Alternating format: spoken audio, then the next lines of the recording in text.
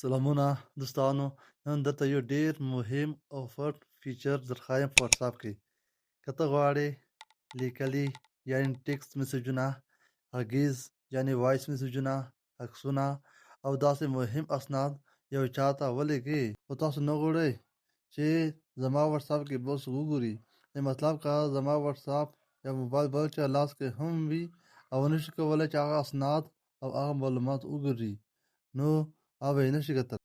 حتی که څوک ستا موبایل هم واخلي، ستا هغه چټ به نشي خلاصولی. راځئ اوس درته ګام په ګام طریقه ښیم چې څنګه دا فیچر یا اپشن یا سیټینګ فعال کړو. نو اوس راځم په واتساپ باندې کلیک کوم، بیا راځم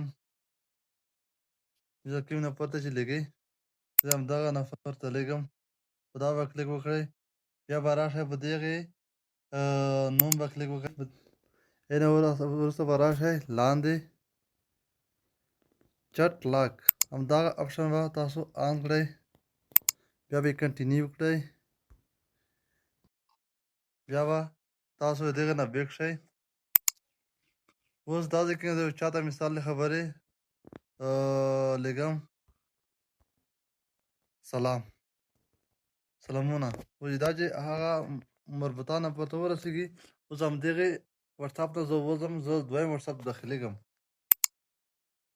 اوس راځم په دغې اپشن کلیک کوم، بیا سویچ اکاونټ باندې کلیک کوم، بیا هغې نه وروسته اوس راځم په همدغې نفر ته به هغه مسیج ولېږلو، همدغې نه